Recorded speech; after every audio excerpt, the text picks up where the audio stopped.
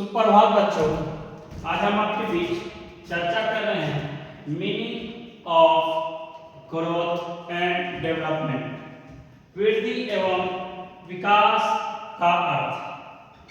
आज हम आपके बीच चर्चा करेंगे कि वृद्धि एवं विकास का क्या अर्थ होता है।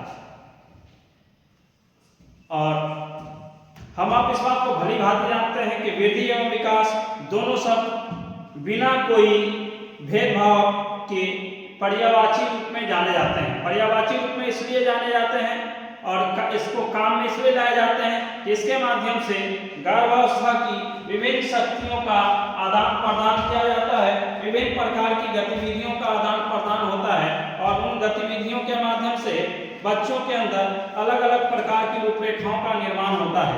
और इसलिए कि समय समय पर बच्चों के अंदर बदलाव देखने को मिलता है, इसलिए कि विशेष समय के अनुरूप हर प्राणी के अंदर कितना परिवर्तन आया है उस परिवर्तन को समझा जाता है। और समझने के संदर्भ में गर्भधारण के समय से विशेष समय तक किसी प्राणी की रूपरेखाओं को जानना ही परिवर्तन माना जाता है।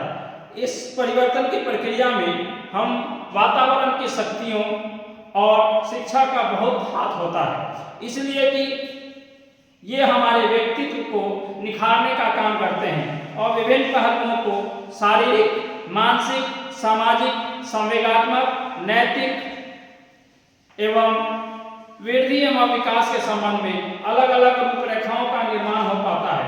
और वृद्धि और विकास दोनों शब्दों का प्रयोग बालक में आयु के बढ़ने के साथ साथ उसका प्रयोग होने वाले परिवर्तनों के लिए किया जाता है। इसलिए हम आप इसको भली भांति आवश्यक रूप में जानते और समझते हैं कि वंशानुक्रम और वातावरण की उपज कहा जाता है। इसलिए कि अगर हम कुछ बारीकी से अगर इस बात को ध्यान दें तो हमें पता चलेगा कि वृद्धि और विकास दोनों के बीच बहुत कुछ अंतर दिखलाई पड़ सकता है।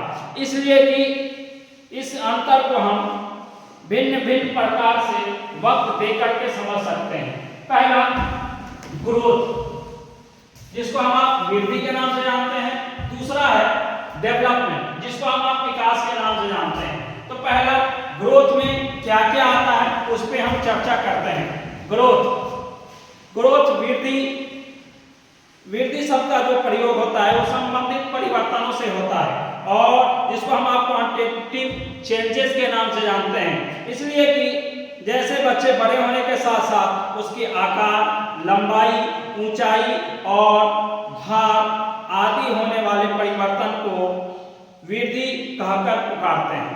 तो दूसरा, वृद्धि एक तरह से संपूर्ण विकास की प्रक्रिया है जिसके अंतर्गत एक चरण के रूप में जाना जाता है। विकास की परिभाषा और आदत संबंधी, तादाद संबंधी पक्ष के परिवर्तनों को वृद्धियों के नाम से जाना जाता है। तीसरा पॉइंट है वृद्धि शब्द व्यक्ति के शरीर किसी भी अथवा में परिवर्तन या उसके व्यवहार में या उसके विभिन्न पहलू में परिवर्तन को वृद्धि के नाम से जाना जाता है।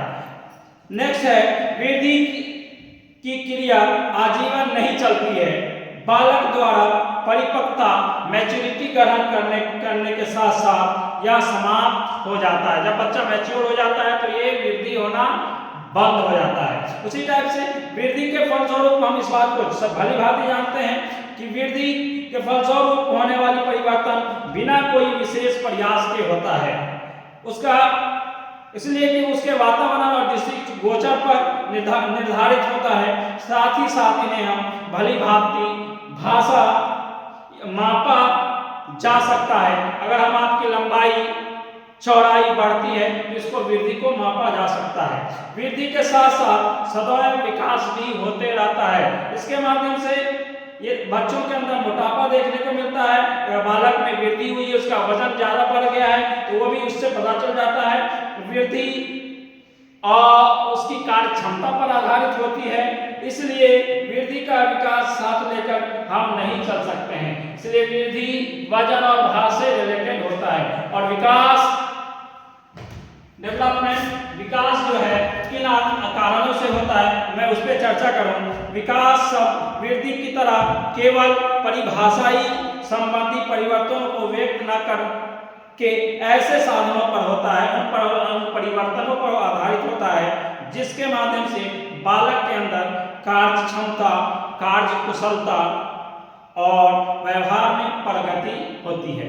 तो दूसरा, विकास शब्द अपने आप में एक विस्तृत अर्थ रखता है, इसलिए कि वृद्धि इसका ही एक भाग है, लेकिन यह व्यक्ति में होने वाले सभी परिवर्तनों को डेवलपमेंट विकास प्रकट करता है। इसलिए कि विकास किसी एक अंग, प्रत्यंग में अथवा व्यवहार के किसी एक पहलू में होने वाले परिवर्तन को नहीं, बल्कि व्यक्ति में होने वाले अलग अलग परिवर्तन को विकास के नाम से जाना जाता है, जिसको हम संपूर्ण या इकट्ठे विकास को या परिवर्तन को व्यक्त करता है।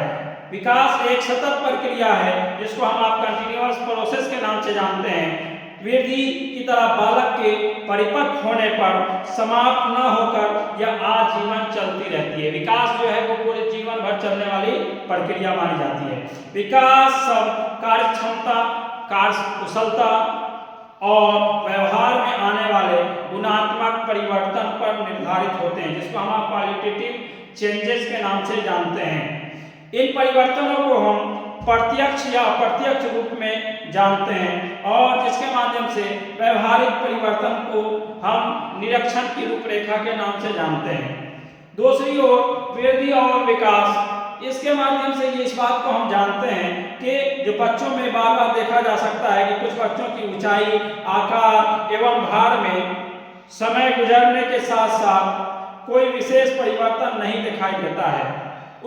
उसका मुख्य कारण ये होता है कि हर व्यक्ति की अपनी अपनी कार्य क्षमता होती है, कार्य कुशलता होती है, शारीरिक क्षमता होती है, मानसिक, संवेगात्मक और सामाजिक योग्यता होती है, जो सब भी एक दूसरे पर इंडिविजुअल डिफरेंस, व्यक्तिगत विभिन्नताओं के आधार पर मापी और समझी जा सकती है। इसलिए विकास की प्रक्रिया जीवन भर चलने वाली प्रक्रिया है। अभी हम आपके बीच चर्चा कर रहे थे वृद्धि एवं विकास का, जिसको आपने भली भांति दोनों को मैंने खंडन करके बताया, जिसके माध्यम से आप लोग भली भांति समझ गए होंगे। धन्यवाद, आभार।